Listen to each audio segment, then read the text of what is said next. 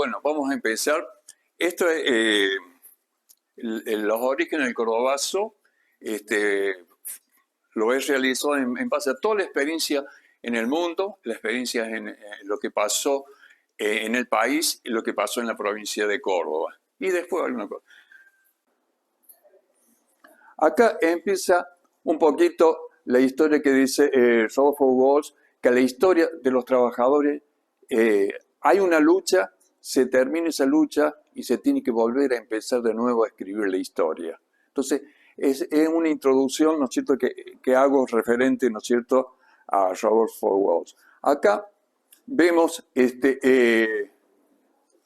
una fotografía justamente con la mayoría de los líderes sindicales y de los líderes estudiantiles que participaron y estuvieron en el Cordobazo. Y acá hacemos la división, la situación internacional, la situación nacional y la situación provincial, que es lo que le comentaba recién, cómo lo vamos a enfocar. En la situación internacional ya vamos a ver caso por caso y vamos a ir resumiendo. La década del 60 se consideró la década de que la juventud en el mundo se rebeló. Fue una época extraordinaria para los que pudimos vivir. Y acá empezamos a ver, disculpen, o sea, los movimientos internacionales que había en ese momento. La lucha de los afroamericanos en Estados Unidos, la guerra del Vietnam, la revolución contagiosa de Perú, la ola Tupamaro con el Pepe, la revolución cubana, la guerra y liberación de Argelia. Esta es importantísima también para nuestra época, hoy muy tapada, digamos, así lo que fue para nosotros esa. El poder negro, justamente, las panteras negras que tuvieron una lucha muy importante justamente en Estados Unidos. Y luego, sino toda esta juventud que había, que eran los hijos justamente de todos los que habían participado en la guerra, que justamente querían, no es el inicio de los hippies, pero sí es la continuidad y la firmeza del movimiento hippie en el mundo. Woodstock fue 1 millón de personas que estuvieron ahí, que fue importantísimo. A partir de ahí, justamente es el cambio de cultura que se va dando en el mundo. Las chicas que están acá se van a dar cuenta cómo se empieza a la ropa a cambiar fundamentalmente y cómo vivíamos cuando los íbamos en excursiones en los famosos Volkswagen que salía, que era un ícono. Por supuesto que aparece también la imagen del Che. Y ahora empezamos un poquito con los movimientos sociales. El Mayo francés, si ustedes ven la imagen de aquel lado, justamente el joven fumando en pipa le tira humo al militar que está ahí. Es una actitud realmente de la juventud, cómo se enfrentó en ese momento en Francia. Por supuesto, también en España, las primeras luchas contra Franco en Francia y la Primavera Negra en Praga. Acá vemos cómo se suben justamente a los tanques ahí en Praga.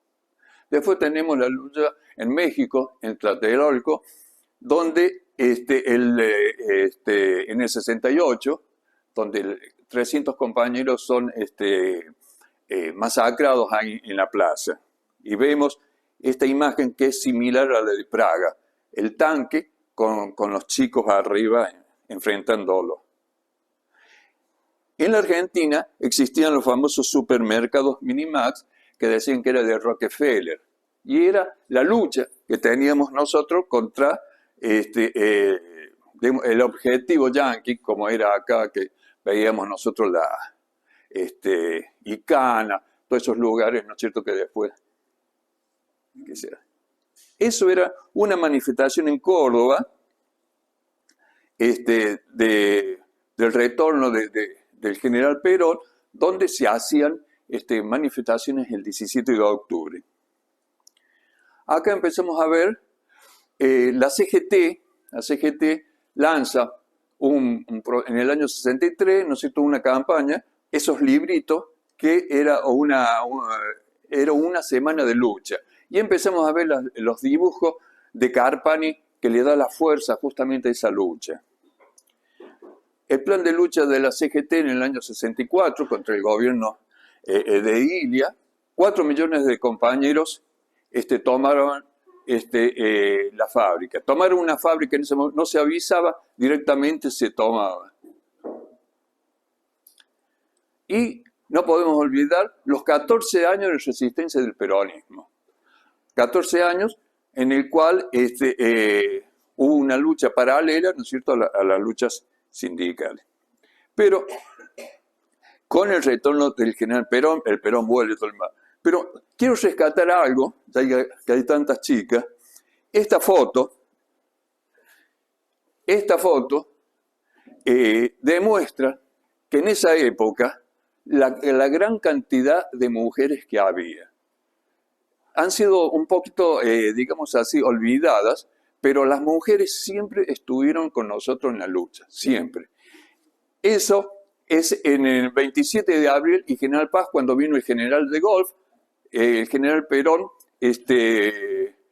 dio la orden de decir Perón, de Gaulle, un solo corazón, y había que pararlo a de Gaulle para poder entregarle una carta diciendo de que no vivíamos en democracia. Venía de Gaulle con Ilia, doblaba ahí, se iba a tribunales, y ese grupo de mujeres se le tira abajo, se para el auto y le pueden entregar la nota. Pero rescato esa foto, la gran cantidad de mujeres que luchaban en ese momento. Bueno, acá tenemos la CGT, ya empieza, o sea, políticamente, ¿no es cierto?, tiene los programas de La Falda y Huerta Grande, del 57 y del 62, que son las bases para el programa del 1 de mayo de la CGT de los argentinos. ¿Cómo era nuestra Córdoba en ese momento? Estoy hablando de los años 60. Era la Córdoba de las campanas, no hay duda. Eso. Y la Córdoba de las campanas se transforma justamente en la Córdoba industrial. Esa Córdoba industrial que le da realmente la raíz del cordobazo, porque el cordobazo, el movimiento del cordobazo se dio el rosariazo, se dio el tucumanazo. ¿Por qué el cordobazo hoy es internacional y por qué hoy estamos reunidos acá? Simplemente, ¿no es cierto?, porque la Córdoba era la Córdoba industrial, donde había una gran cantidad de trabajadores. ¿A través de qué el inicio? ¿Cuántos minutos faltan? No. A través de dónde salió la primera industria, del IAME, Industria Aeronáutica y Mecánica del Estado, que tenía 12.000 trabajadores en ese momento. Eran 12.000 trabajadores afiliados a ATE. Y ATE era el sindicato más fuerte en esa época. Tenía no solamente los 12.000, sino tenía todas las otras reparticiones oficiales que pertenecían al sindicato de ATE. A partir de ahí se instalan en Córdoba dos grandes fábricas. FIA Concord, que es antes del golpe de Estado, que es en el 54, y ICA. ICA también en el 55, antes del golpe de Estado. Esta FIA, que es importante saber, esta FIA es una parte de lo que era el IAME. Ahí esa fábrica se fabricaban los tractores Pampa. Esos tractores se la venden en llave en mano, con tecnología, con plata y con mano de obra que salía del IAME. O sea, se iba creciendo, ¿no es cierto?, la rama laboral. Para los compañeros de Perkins, de ahí la fábrica IAME, la fábrica de tractores la traslada más adelante y después se la vende a Perkins, que son las fábricas que han quedado. Por supuesto, a través de esto, el nacimiento de miles de pymes. Caminar en Córdoba en esa época era un gusto. Hacia una cuadra había un taller, hacia otra cuadra había una fábrica. O sea, había mano de obra en ese momento. ¿Cómo era la Córdoba? ¿Cuál era la industria de la Córdoba? En la Córdoba en esa época, la industria, antes de que viniera todo el movimiento era de las procesiones. Había la procesión de la Virgen del Milagro, de San Roque, todo ese hacía una industria justamente de la estampita, de las velitas, de las flores, de todo eso que significaba una industria. Ese olor a incienso fue desplazado por el olor a grasa y aceite ricino de las motos y del ruido de los tornos. Ese fue el cambio. Después venimos ya el golpe de estado de justamente a Ilia, y acá hay una comparación muy importante con lo que está pasando en este momento. Racionalización del Estado, tradicionalismo cultural e instalación de largo tiempo. 40 años quería estar Onganía. Censura de prensa, prohibición de la actividad política, y hay una cosa importante ahí, que es a cargo de la moral pusieron al inspector Margaride. Ese señor no permitía que nos besáramos en la calle, no nos permitía que anduviésemos abrazados. Y ahí tenemos un cartel justamente, ¿no es cierto?, justamente con un hermoso retrojero, prohibido transitar abrazados. Yo les he comentado a los amigos y los compañeros, a mí la segunda vez que me meten preso es por andar con pantalón corto. Andar con pantalón corto. O sea, y ahora eso es algo tan natural. Pero esa era dictadura, guarda, una de las dictaduras. Por supuesto, la intervención de las universidades, pero ¿cuál es la contestación de los estudiantes? Ningún bastón podrá apagar la luz de las ideas. O sea, son las consignas que teníamos nosotros en esa época. Tucumán justamente era una fuente importantísima de lo que es la industria azucarera. Y la FOTIA era uno de los sindicatos más fuertes que existía en ese momento. Bueno, Onganía lo primero que hizo fue cerrar justamente, ¿no es cierto?, 11 fábricas, y 245.000 tucumanos se fueron a vivir a Buenos Aires, acá a Córdoba y a Rosario. O sea, bueno, el CITEPS, otra de las cosas, acá lo matan a Santiago Papillón en el 66 frente de Cinerama, en las luchas estudiantiles. Y ahí está el plan de Krieger-Bacena, justamente, si ustedes ven, plan de estabilización y desarrollo, devaluación del 40%, bueno, Milei fue el 120%, drástica racionalización del Estado, liberación del mercado cambiario, rebajas de las barreras aduaneras, congelamiento de los salarios por 20 meses y suspensión de los convenios colectivos de trabajo. O sea, más o menos. Bueno, ahí tenemos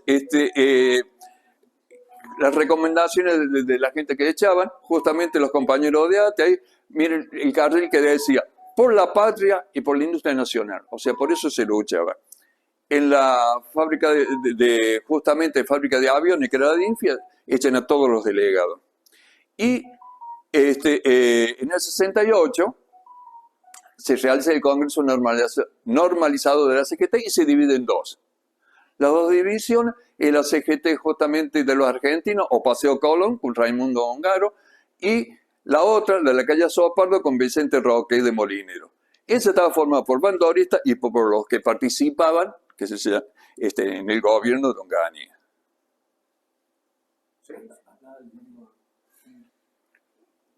Bueno, este es un poquito importante y después pasamos. Acá está, en el Córdoba Sport se hace viene Ongaro y junto con los independientes y estudiantes hacen una linda asamblea. ¿Cuáles eran los sindicatos más fuertes, digamos, en ese momento? El ESMATA, la UON, Lo y Fuerza, UTA y ATE. ¿Cómo era la composición política de los sindicatos? Políticamente, los ortodoxos, o de los 62, era el Aguón, al hijo Simón, en el ESMATA, el Pío Torre, y Correa, de Madera. Los legalistas, UTA y ATE, Atilio López y Castro. Independiente, Luz y Fuerza, Tosco, el MOR, que era el Movimiento Obrero Radical, y ciertos sectores de izquierda. La CGT, miren esto, la CGT de los argentinos estaba representada por los ortodoxos y la CGT de Azopardo por los legalistas. Pero las bases y la necesidad permitió justamente, ¿no es cierto?, de que el Pío Torre, ¿no es cierto?, se juntara con Tosco. Comenta, y voy a hacer un comentario fuera, comenta el Pío Torre cuando Agustín Tosco lo habla por teléfono para que se junten, dice que con una mano tenía el teléfono y con la otra mano se apretaba la nariz, dice, por el pacto que iba a hacer. Y bueno, eso permitió justamente, ¿no es cierto?, que se produjera después Córdoba. Bueno, ya ahí tenemos, le vamos a dar, cada uno, cómo fue año por año, fecha por fecha, en el 68. Y acá interviene, acá hay otro factor importante que es los curas del tercer mundo. Empiezan los curas del tercer mundo justamente a salir en ese momento en público. Bueno, seguimos. Esta es una contestación de la CGT de que pedían participar, que los trabajadores participaran. Ahí dicen justamente que ya están cansados de participar y de ofrecer su vida y todo lo demás. Bueno, acá, en mayo del 69, el segundo encuentro nacional del movimiento de sacerdotes para el tercer mundo. Esta iglesia famosa, la Cristo Obrero, bien galante, Cristo Obrero, donde se juntaban casi todos los estudiantes, hacían digamos así, su vigilia y todos sus ayunos ahí. Esta iglesia, las huelgas de hambre, todo eso, justamente ahí. Y de ahí salieron varios compañeros que después hicieron las formaciones especiales también. El grupo de integralismo también salió de ahí, en parte. Esta iglesia está hoy cerrada todavía. Si ustedes pasan, o sea, todavía ciertos sectores clericales a esta iglesia, no, por todo lo que pasó ahí, está cerrada. No así esta otra iglesia que también fue importante, que es la iglesia del Pilar, donde salieron todos por la avenida Colón, las famosas manifestaciones de silencio. Y quiero aclarar, las manifestaciones antes, uno salía, ¿no es cierto?, y cuando llegaba al centro y la policía atacaba, se salía a romper vidrieras. Y no había, digamos así, no había rapiña, no se robaba, como en el Cordobazo no se robó. No era como son ahora que van y se sacan. Se rompía vidrieras, se daban vuelta a autos, pero se quemaban algunos, ¿no es cierto? Bueno, pero eso es una de las cosas. Y las manifestaciones que hacían los estudiantes de la marcha de silencio era, bueno, el 5 de mayo ya estamos ya en el 69, ya llegamos ya al Cordobazo, justamente, ¿no es cierto? El compañero de UTA hace paro, vamos a ir más rápido. Y acá, esto me paro porque es justamente uno de los inicios del Cordobazo estudiantil, es en el Chaco. Porque en el Chaco fueron las primeras manifestaciones cuando los comedores fueron privatizados. Corrientes, claro, se cruzaban ahí nomás. Claro. Después, el 14 de mayo, el compañero, justamente, Elpidio, hace una asamblea en el Córdoba Sport que tenía una sola salida. Vino la policía y los encerró ahí. Fue terrible fue eso. Pero en esta foto hay otra foto que me confirma la cantidad de mujeres. La mitad son todas mujeres. Había 6.000 compañeras en ese momento. Esas compañeras fueron sacadas por los techos por allá arriba porque no podían salir. Fue terrible lo que lo hicieron ahí. O sea, todas esas luchas, ahí está lo que dice la compañera Olga, justamente en Corrientes, la muerte del compañero Juan Carlos Cabra, el primer estudiante muerto, Cabra. En la Plaza Cabra. Claro. Esta es una foto después del paro, el 16, porque estamos hablando en mayo, y en mayo hubo, o sea, el cordobazo, como decimos, no es de un día para otro, che, vamos a hacer el cordobazo. El cordobazo fue una consecuencia. Acá estamos justamente el 16 de mayo, ahí están la mayoría de los dirigentes llamando a la conferencia de prensa, y en esa conferencia de prensa justamente nos iban pidiendo que volviera la democracia. Ahí tenemos en Rosario, Blanco, ahí está justamente el Rodolfo, no, Bello primero, perdón. Y el rector de nuestra universidad cierra. La cierra porque realmente ya estaba bastante pesado todo lo demás. En Rosario, en Mendoza, en la fuga, la universidad empieza justamente, ¿no es cierto?, los estudiantes a hacer sus asambleas y todo lo que viene. Acá, de ahí de la iglesia Pilar, justamente, ¿por qué, digamos así, fuera de ser el barrio clínica de estudiantes, la mayoría de estudiantes, ¿por qué justamente se iba para aquel lado? Se iba para aquel lado porque el resto eran todos puentes, y en los puentes estaba la policía. Entonces, cuando uno quería cruzar, o se tenía que largar al río, ¿no es cierto? Y pasar, si hacía mucho frío, es diferente, pero se iba para allá. Y sabiendo que justamente en el barrio Clínica, en todas las casas de estudiantes, a uno los recibían sin ningún problema y podían resguardarlos. Por eso es la toma, y ese es un mural del barrio Clínica que se le llama justamente el primer territorio libre de América en la Argentina. Esa es la fuga en Buenos Aires, vamos a seguir, y acá, ya el 21 de mayo del 69, en todo el país había justamente asamblea y reuniones. Y ahí tenemos un compañero que está haciendo justamente un acto relámpago. Los actos relámpagos, uno subía al banquito no, a lavarropa. A lavarropa, que son los contenidos. Se subía ahí y empezaba a hablar. Mientras se estaba hablando ahí, hasta que venía la policía, cuando venía la policía, ya en otra esquina ya se estaba haciendo en otro. O sea, era un clima, ¿no es cierto?, constante lo que era la Córdoba. Bueno, ahí viene el Rosariazo, donde lo matan justamente a un pibe de 14 años, justamente Luis Blanco. Y esta es la situación en ese momento, donde ven la estrellita, es porque justamente hay una actividad sindical y estudiantil. Ya estamos.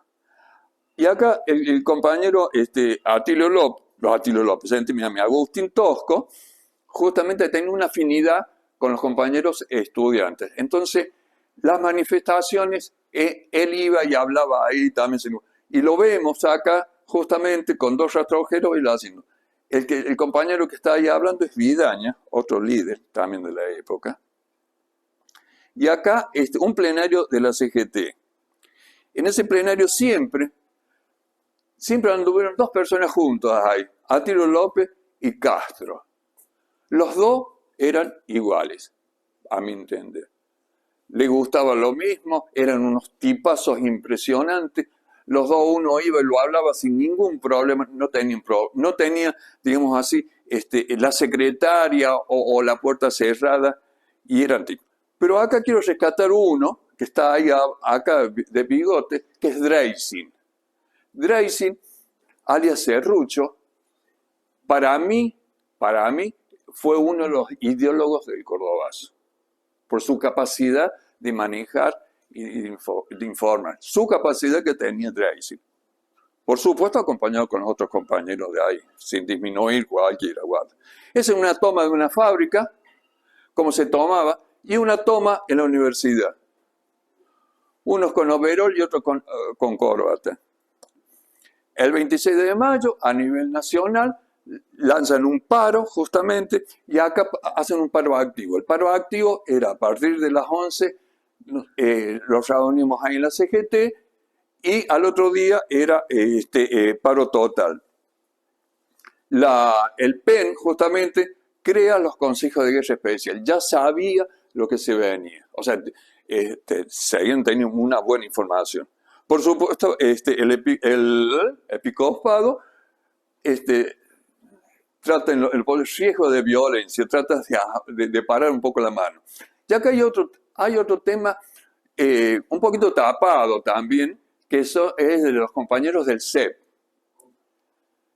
El compañero Ferreira, en 27 de abril en Dianfuni, General Paz, hace una quema de máquinas de escribir. El 27, faltando 2 días para el Cordobazo. Ya ahí tenemos justamente el diario, lo que se viene. Y acá abajo los compañeros que estaban reunidos. Dale. Este es el único volante que puedo conseguir de esa época de los compañeros de Luis Fuerza, donde asistir a las concentraciones, el pueblo triunfara y dice a las 11 en tal lado. Y es un volante, ¿no es cierto?, bien hecho, impreso, porque ellos tenían y tienen, creo, todavía justamente, ¿no es cierto?, la imprenta donde hacen el diario Electrum. Los demás compañeros lo hacemos a mimeógrafo, a mano, que esos no hay dudas que se perdieron. La participación justamente de los universitarios y la participación también de otros, que son los estudiantes secundarios. Y llega el 29 y 30 de mayo el Cordobazo. El Cordobazo, según dice, fue la mayor insurrección urbana que hubo en el país. Estos son los responsables, que no hay que olvidarse, cada uno de estos señores que fueron responsables de lo que pasó. Y acá me pase. Y acá están los líderes del Cordobazo. Estos líderes del Cordobazo, según yo, hay otros que puede haber. Sí, que no soy neutro, pero bueno. El resto, hay otros, supongamos, ¿no es cierto?, que no he podido conseguir la foto, porque es un poco difícil conseguir la foto de cada uno. Abajo están todos los estudiantes. Cerdá, Aracena, García, Lajera, Scrimini y Carlos Azócar. Y los demás son todos los compañeros de todos los sindicatos. Y Charavino, justamente Charavino era el abogado. Bueno, si se ve bien, ¿no es cierto? Bueno. Y esto es la salida, empezamos a las 10 de la mañana, la salida de Ica, justamente, encabezada justamente por el compañero Elpidio Torres, que va allá adelante. Estas son las manifestaciones de la salida de allá. Este es un abandono por parte de los empleados municipales. La salida del complejo FIA. Ahí en el complejo FIA es un poquito que sería importante verlo con tiempo después, porque es bastante... sí. Y acá, esto es el General Paz y Colón a las 10 de la mañana. A las 10 de la mañana, los empleados de comercio, de correo y Luis Fuerza, que sería EPEC, ¿no es cierto? Si ustedes ven ahí la foto, hay gente prendiendo fuego justamente porque en ese momento usábamos caja de fósforo. Y acá, lo voy a poner acá porque es lindo. Este señor, si ustedes lo ven, este señor es un señor, esa zona de ahí, sabía ser zona de la noche, de las chicas de la noche, todo lo demás, y dormían, estaban todo el día ahí. Este señor lo agarra el Cordobazo justamente y va con una mano, lleva el vaso de whisky, el pucho, y la otra mano con corbata, se va escapando de justamente el Cordobazo. Una foto extraordinaria de Silverman, es la foto esa. Claro. Sí. Bueno, y ahí, acá tenemos los compañeros de ESMATA. Elpidio trae 6.000 trabajadores, pero a medida que va avanzando se van sumando todas las pequeñas pymes y se llega a 10.000 personas aproximadamente, y ahí la policía lo para. Se arman 2 columnas, unos por barrio Observatorio, que son los que dan la vuelta y es que sale justamente en un observatorio, y acá en la Cañada y Alborada San Juan son ese grupo, y el otro grupo que va por la Ciudad Universitaria. Ciudad Universitaria donde los compañeros estudiantes ya habían tomado la universidad y de ahí bajan por Nueva Córdoba. Bueno, esa foto es la más conocida, pero acá hay una cosa, el círculo es, la policía ya empieza con las armas de fuego. Acá, esta es una foto extraordinaria de ver la alegría de los compañeros, cómo va corriendo la policía. Esa fuerza que se tenía de ganarle. Es un grupo de estudiantes. Y acá hay una foto, justamente lo comentaba recién, estos son los compañeros de integralismo, y los compañeros justamente Carlos Azócar y Jorge Kaplan, que está ahí, y que está acá el compañero Jorge, que está ahí, pero por supuesto en el 69. Claro. con todo respeto. Es una marcha justamente en la calle Rivera-Indarte y 9 de julio. Estas son diferentes fotos del color, y acá abajo en la flechita se indica justamente que la policía tiraba a matar.